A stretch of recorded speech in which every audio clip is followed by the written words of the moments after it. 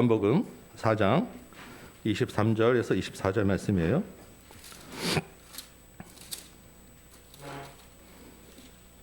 요한복음 4장 23절 24절 말씀. 예, 잘 썼으면 한번 자리에서 일어서실까요? 제가 읽을 때 하나님의 음성으로 같이 들으시기 바랍니다. 요한복음 4장 23절 24절. 아버지께 참되게 예배하는 자들은 영과 진리로 예배할 때가 오나니 곧 이때라. 아버지께서는 자기에게 이렇게 예배하는 자들을 찾으시느니라. 하나님은 영이시니 예배하는 자가 영과 진리로 예배할지니라. 아멘. 앉으시기 바랍니다. 예, 이제 우리 김성령 선교사님 앞으로 잠깐 모셔서 말씀을 들을 텐데, 말씀 전에 우리 준비하신 그 영상이 있습니다. 그 영상 잠깐 보고 말씀 듣도록 하겠습니다.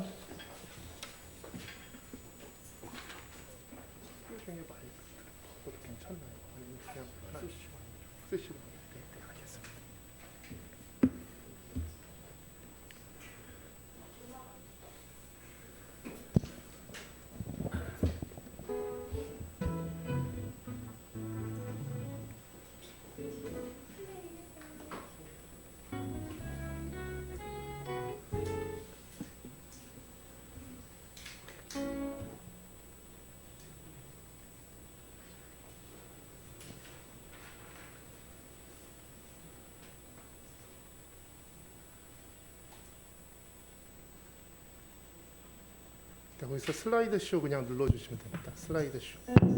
네, 됐습니다.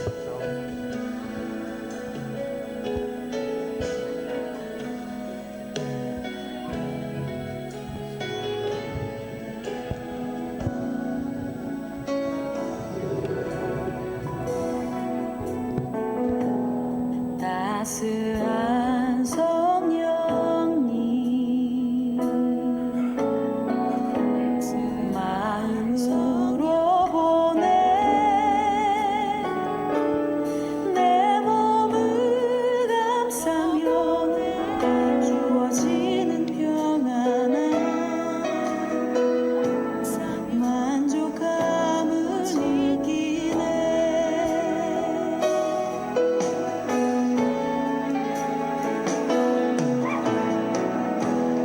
따스한 성령님 마음으로 보내 내 몸을 감싸며 주어지는 평안한 만족감을 느끼네. 보내신 곳에서 나는 예배하네. 모든 상황에도 나는 예배하네. 보내신 곳에서 나는 예배하네. 모든 상황에도 나는 예배하네.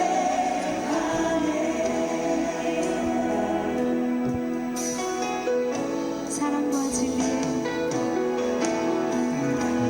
사랑과 진리에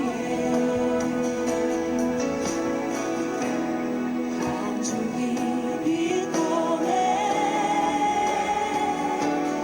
내 몸을 감싸며 주어지는 평안한 그 사랑을 느끼네.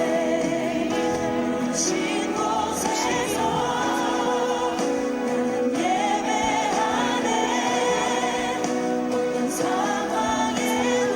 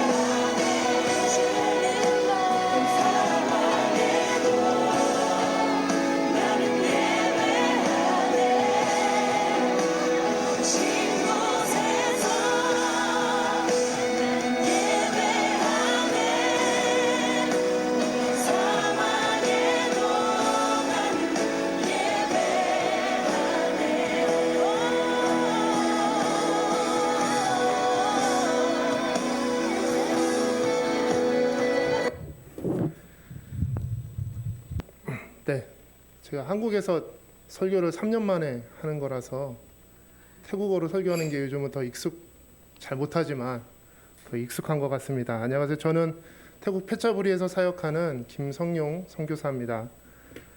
태국에서 사역한 지 6년 됐고요. 대학생들 대상으로 사역하면서 페차부리 네이션 교회를 섬기고 있습니다. 저를 이곳에 초청해 주신 목사님과 사모님 그리고 우리 다음 교회 모든 성도님들께 감사를 드립니다.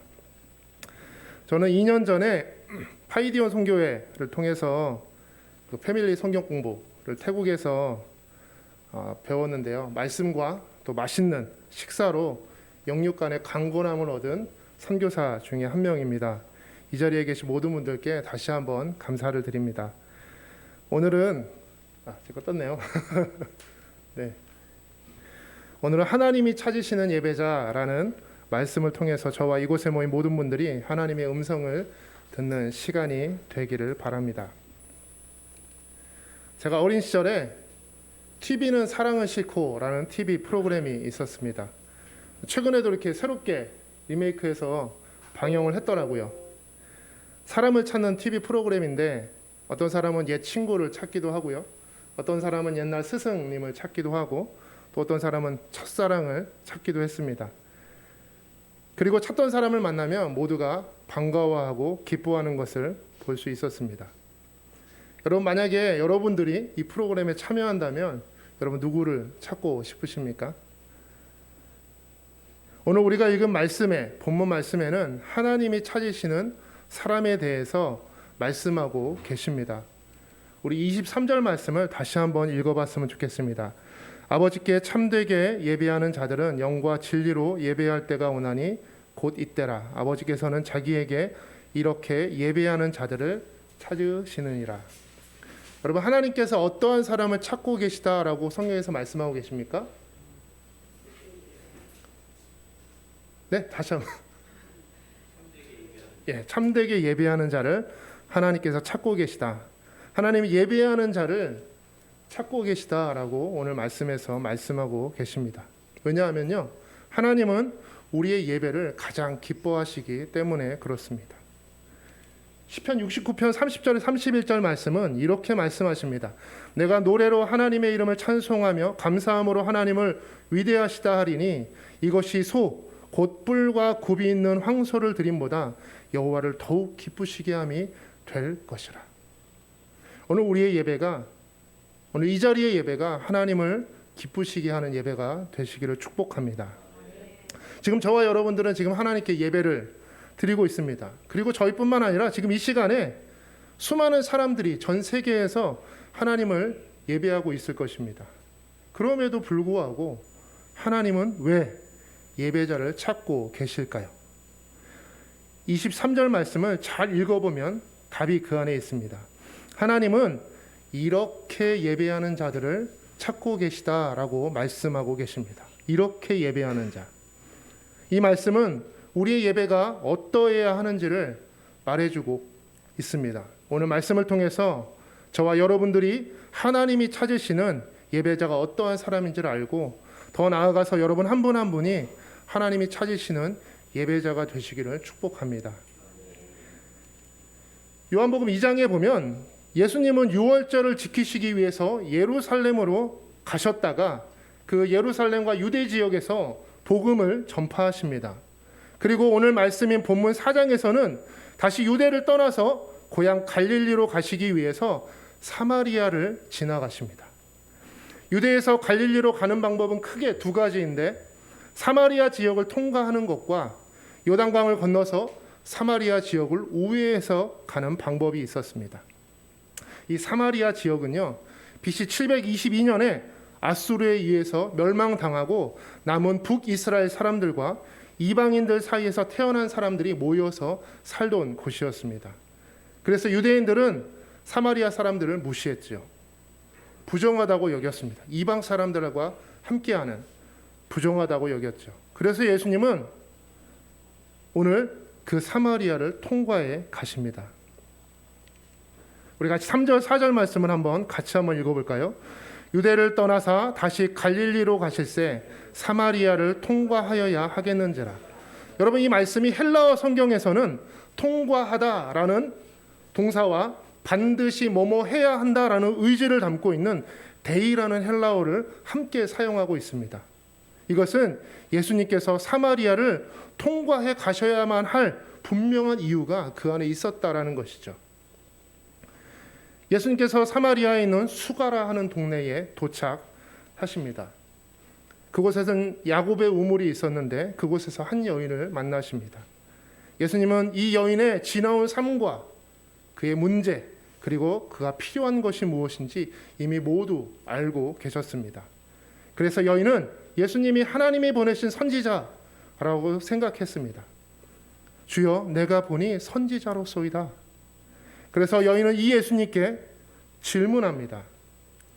우리 조상들은 이 산에서 예배하였는데 당신들의 말은 예배할 곳이 예루살렘에 있다 하더이다. 당시에 사마리아인들은요, 그리심산에서 예배를 드렸습니다. 그리고 유대인들은 예루살렘에서 예배를 드렸죠. 그들에게 있어서 어디서 예배를 드리느냐라는 것은 매우 중요했습니다. 그리고 서로 자신들이 예배하는 장소가 거룩한 장소다라고 말했습니다. 그런데 예수님은 그리심산도 아니고 예루살렘도 아니다라고 말씀하고 계시는 거죠. 요한복음 4장 21절 말씀을 우리 다시 한번 같이 읽어보겠습니다. 예수께서 이르시되 여자여 내 말을 믿으라. 이 산에서도 말고 예루살렘에서도 말고 너희가 아버지께 예배할 때가 이르리라. 아멘. 어떤 분들은요, 이 말씀을 보고 예배드리는 장소는 중요하지 않구나 라고 생각하시기도 합니다.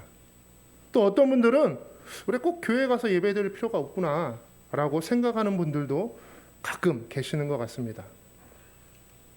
우리가 코로나19로 인해서 교회 가서 예배드리고 싶어도 갈 수 없는 안타까운 시간들을 지내왔고 지금도 우리는 지내고 있습니다. 저는 이 말씀을 준비하면서 이런 질문과 함께 걱정이 들었습니다. 혹시 코로나19가 끝난 후에도 우리가 온라인 예배를 편안해하고 익숙해하면 어떡하지?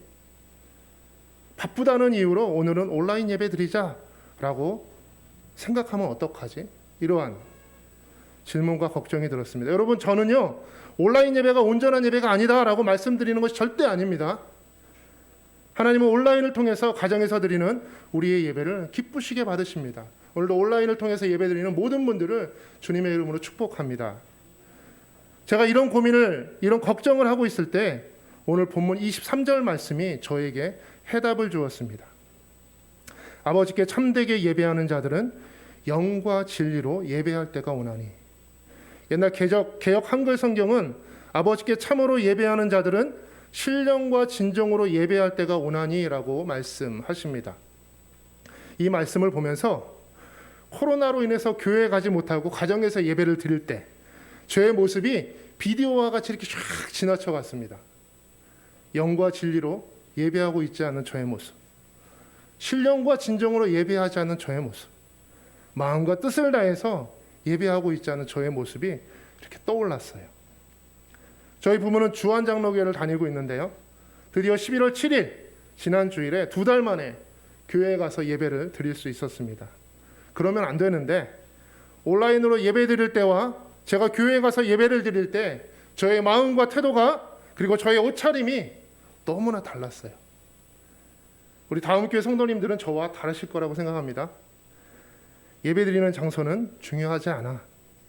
인터넷으로 예배를 드리면 더 좋은 목사님의 더 좋은 설교를 들을 수 있어. 여러분은 어떻게 생각하십니까? 오늘 예수님의 말씀은 예배드리는 장소가 중요하지 않다라는 것이 아닙니다. 오늘 예수님의 말씀은 우리가 어느 곳에 있든지 우리가 있는 그 장소, 그곳에서 하나님을 예배할 수 있다라는 말씀인 것입니다. 그게 그거 아니야? 똑같은 거 아니야? 라고 생각하실 수 있을 것 같아서 제가 계시록 7장 9절에서 10절 말씀을 준비했습니다. 우리 함께 읽어봤으면 좋겠습니다. 이 일 후에 내가 보니 각 나라와 족속과 백성과 방언에서 아무도 능히 셀 수 없는 큰 무리가 나와 흰옷을 입고 손에 종려가지를 들고 보좌 앞과 어린 양 앞에 서서 큰 소리로 외쳐 이르되 구원하심이 보좌에 앉으신 우리 하나님과 어린 양에게 있도다 하니. 아멘. 여러분 요한복음의 저자였던 사도 요한, 여러분 요한복음의 저자는 세례 요한이 아닙니다. 사도 요한은 계시록 7장에서 예수님께서 재림하실 때에 나타나게 될 온전한 예배의 모습을 기록하고 있습니다. 우리의 교회와 가정에서뿐만 아니라 각 나라와 족속과 백성과 방언에서 하나님을 예배하는 것, 이것이 예수님이 기대하시고 찾으시는 온전한 예배의 모습인 것입니다. 2004년 저는 대학생들과 함께 캄보디아로 선교여행을 갔었습니다. 마지막 날 앙코르와트를 방문했는데 정말 많은 사람들이 있었습니다. 미국인, 유럽인, 중국인, 그리고 한국인, 수많은 사람들이 있었는데 그 가운데 유일하게 없는 사람이 있었어요. 누구일까요? 캄보디아. 네, 뜻밖의 답이 나왔네요. 네, 수많은 관광객들이 그곳에 있었는데요. 그곳에 하나님을 예배하는 사람은 없었다라는 것이죠. 그때 하나님이 저희 팀에게 주신 마음이 있었습니다.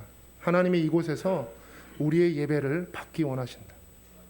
하나님이 이곳에서 예배자를 찾고 계신다라는 것이었습니다. 그래서 우리는 그곳에서 하나님을 예배하기 시작했습니다. 예수 우리 왕이여 이곳에 오셔서 우리가 왕께 드리는 영광을 받아 주소서. 우리는 주님의 백성, 주님은 우리 왕이라. 왕이신 예수님 오셔서 좌정하사 다스리소서. 아멘.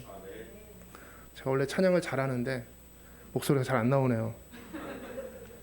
하나님은요, 우리가 속한 모든 곳에서, 우리가 지금 있는 그 장소에서 하나님 우리의 예배를 받기 원하신다라는 것입니다. 우리의 교회뿐 아니라 여러분들의 가정에서, 학교에서, 직장에서, 여러분들이 어느 곳에 있든지 그곳에서 하나님은 우리의 예배를 받기 원하십니다. 하나님은 우리의 삶의 모든 자리에서 예배받기 원하십니다. 특별히 아무도 하나님을 예배하지 않는 그곳에서 하나님은 예배자를 찾고 계십니다. 사랑하는 다음교회 성도 여러분, 여러분 한 분 한 분이 하나님이 찾으시는 그 한 사람의 예배자가 되시기를 축복합니다. 오늘 우리가 읽은 23절, 24절에 하나님이 찾으시는 예배자의 두 가지 모습이 나옵니다. 24절에서 하나님은 영이시니 예배하는 자가 영과 진리로 예배할지니라 고 말씀하시죠. 하나님은 영과 진리로 예배하는 자들을 찾고 계십니다. 영과 진리로 예배하는 것은 진정한 예배의 필수적인 요소인 것을 우리는 이 말씀을 통해서 깨달을 수 있습니다. 하지만 안타깝게도 하나님께서 영과 진리로 예배하는 자들을 찾으신다는 것은 많은 사람들이 영과 진리로 예배하고 있지 않다는 것이죠. 그렇다면 영과 진리로 예배한다는 것은 무엇일까요? 여기에서 말하는 영은 푸뉴마인데요, 바람, 호흡, 생명, 영, 성령이라는 의미를 가지고 있습니다. 먼저 영을 우리의 호흡 또는 생명이라고 생각해 볼 수 있겠습니다. 인간에는 호흡 또는 생명, 인간에게서 그것을 뺀다면, 인간에게서 호흡과 생명을 뺀다면 인간은 아무것도 아니죠. 흙만 남게 될 것입니다. 결국 인간에게 있어서 호흡과 생명은 우리의 전부를 가리키는 것이죠. 우리의 모두를 의미한다고 말씀할 수 있습니다. 그래서 예수님은 마태복음 22장 37절에서 너희의 마음을 다하고 목숨을 다하고 뜻을 다하여 하나님을 사랑하라고 우리에게 말씀하고 계십니다. 영으로 예배한다는 것, 영으로 하나님을 예배한다는 것은 우리의 목숨을 다해서, 우리의 전부를 다해서 하나님을 예배하는 것, 우리의 마음과 중심을 다해서 하나님을 예배하는 것이라고 말할 수 있습니다. 우리가 어디서 예배해야 합니까? 라는 이 여인의 질문에 예수님은 너희의 마음과 중심을 다해서 너희 전심을 다해서 하나님을 예배하라고 말씀하고 계십니다. 당시 유대인들은요, 매우 율법적이고 형식적인 예배를 드렸습니다. 금식도 하고 헌금도 많이 하고 계명도 잘 지켰어요, 이 유대인들은. 그러나 그들은 영으로 예배하지 않았습니다. 이사야 1장을 보면 이 유대인들의 모습을 잘 나타내주고 있어요. 유대인들은 수많은 제물을 하나님께 드리고 절기를 열심히 지켜서 열심히 모였습니다. 하지만 하나님은 헛된 제물을 다시 가져오지 말라고 경고하고 계십니다. 너희 예배가 나에게 무거운 짐이 된다라고 말씀하십니다. 영으로 드리지 않는 예배를 다시는 드리지 마라. 마음과 중심이 사라진, 너의 전심이 사라진 예배가 나에게 무거운 짐이다라고 말씀하고 계시는 것이죠. 여러분들의 예배는 어떻습니까? 여러분, 우리의 예배는 어떻습니까? 영으로 예배하고 계십니까? 여러분, 전심으로 마음과 중심을 다해서 예배하고 계십니까? 저는 2005년에 있었던 경험을 잊을 수가 없습니다. 저는 대학생 캠프를 섬기고 있었습니다. 일이 늦게 끝나서 예배 중간에 들어갈 수밖에 없었어요. 그런데 예배 문 앞에 도착했을 때에 저의 심장이 막 뛰기 시작했습니다. 쿵쾅쿵쾅 뛰기 시작했어요. 그리고 예배실로 들어섰을 때에 그 느낌을 저는 지금도 잊을 수가 없습니다. 어느 한 사람도 자리에 앉아있는 사람이 없었어요. 모든 사람이 일어나서 모든 사람이 영으로 하나님을 예배하고 있었습니다.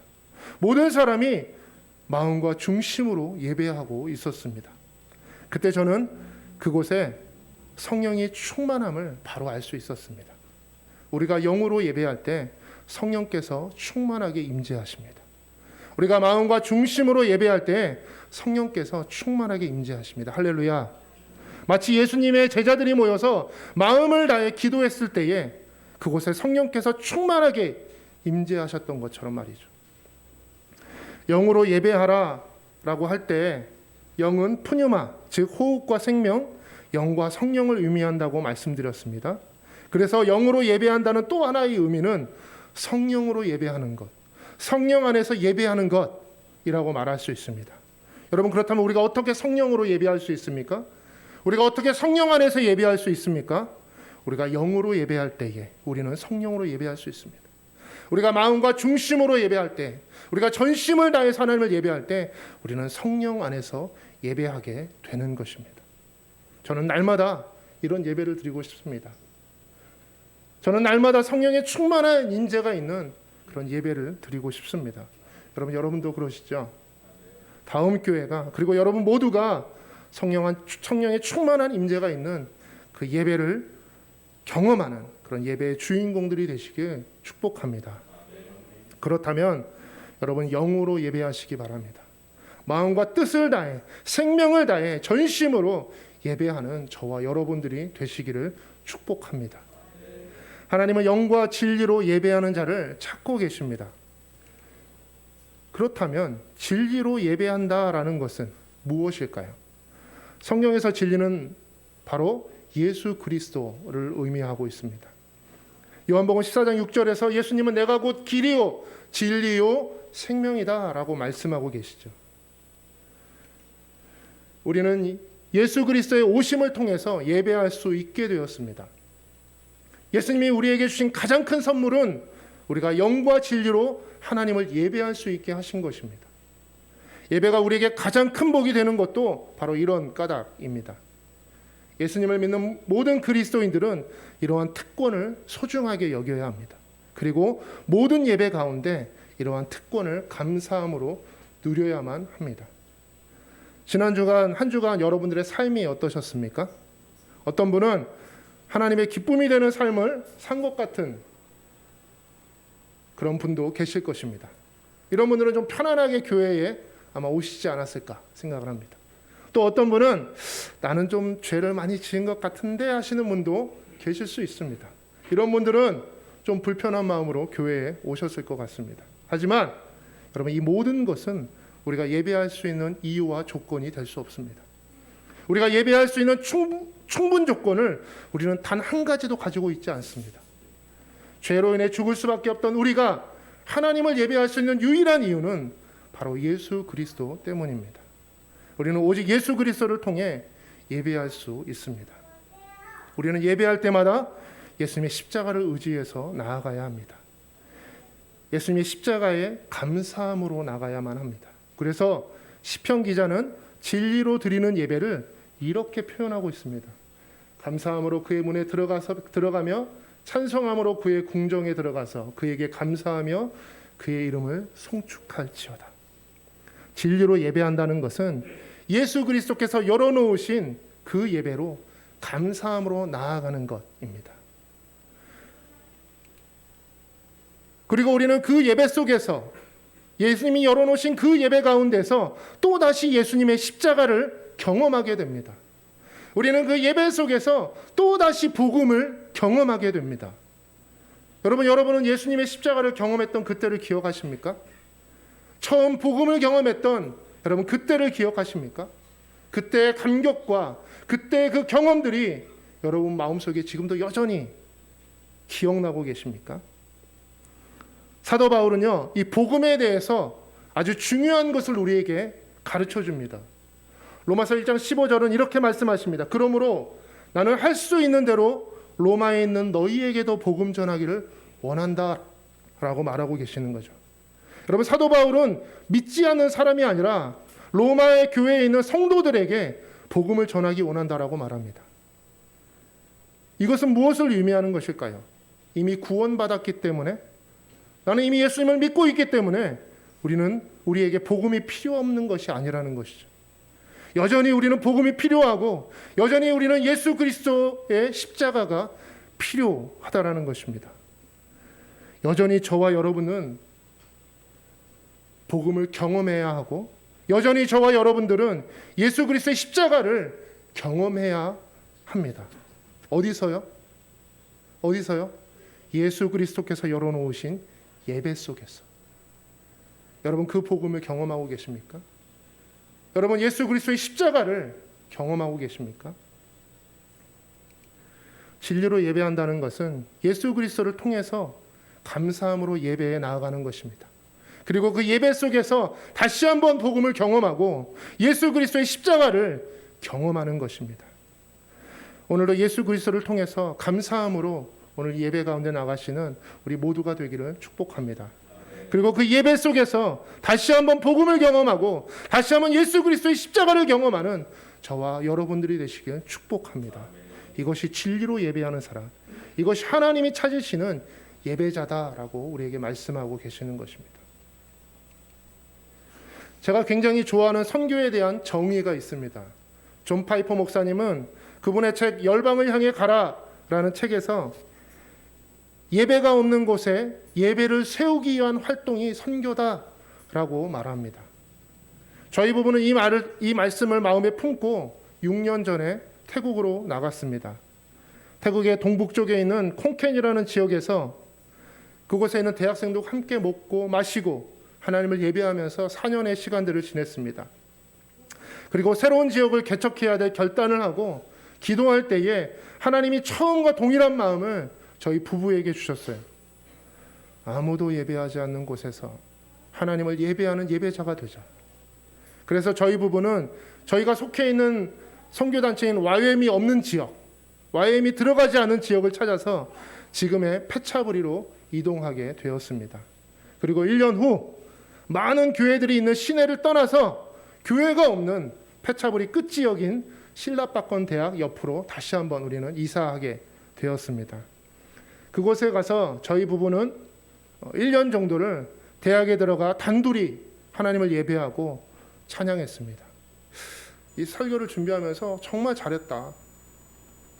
아무도 없었는데 우리 둘이 가서 예배 드리면서 좀 쓸쓸하기도 하고 우리가 지금 뭐 하고 있는 건가라는 생각을 했는데 이 말씀을 준비하면서 제 안에 확신이 들었어요. 우리가 정말 잘하고 있었구나.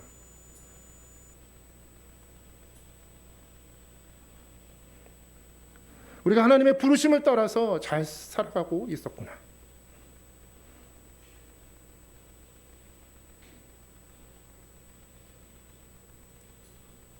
지금 다시 생각해 보면 하나님이 저희 부부를 부르신 대로 우리를 인도해 가신 것에 대해서 너무 감사하고 감격스러웠습니다.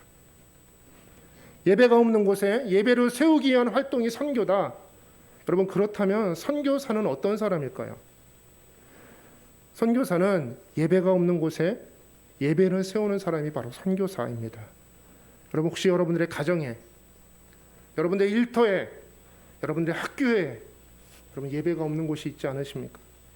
제가 믿는 것은 하나님께서 여러분 한 사람 한 사람을, 여러분 한 분 한 분을 예배가 없는 그곳에 여러분들을 선교사로 부르시고 계시다고 믿습니다. 사랑하는 다음교회 성도 여러분, 오늘 말씀처럼 어느 곳에 있든지 무엇을 하든지 하나님이 찾으시는 예배자가 되시기를 축복합니다. 특별히 하나님을 예배하지 않는 그곳에서 영과 진리로 하나님을 예배하는, 하나님이 찾으시는 예배자가 다 되시기를 예수님의 이름으로 축복합니다. 기도하겠습니다. 사랑의 하나님, 감사합니다. 하나님, 우리를 예배자로 부르시고 오늘도 하나님 예수 그리스도께서 우리를 위해 열어놓으신 그곳으로 나아가 우리가 하나님을 예배할 수 있도록 하나님 인도해 주셔서 감사합니다. 우리가 예배할 때마다 날마다 감사와 감격으로 주님 앞에 나아가 예배할 수 있도록 하나님 인도하여 주시옵소서. 하나님, 우리가 아무도 예배하지 않는 그곳 가운데서, 하나님 우리가 있는 그 자리, 그 장소에서, 우리를 부르신 그곳에서 하나님이 찾으시는 한 사람의 예배자가 될 수 있는 우리 모든 성도님들 될 수 있도록 주님 축복하여 주시옵소서. 우리가 하나님을 예배할 때마다 우리가 영과 진리로 하나님을 예배하는 귀한 성도님들 될 수 있도록 인도하여 주시옵소서. 지금 이 자리 가운데 예배하는 모든 분들을 축복해 주시고, 지금도 온라인으로 하나님을 예배하고 있는, 전심으로 하나님을 예배하고 있는 한 분 한 분 가운데 주의 성령께서 이 시간 찾아가시고 성령의 충만한 임재가 있는 예배를 드리는, 또 예수 그리스도의 십자가와 예수님의 복음을 경험하는 그런 예배가 우리의 예배가 되어질 수 있도록 주님 축복하여 주시옵소서. 감사를 드리고 예수님의 이름으로 기도합니다. 아멘.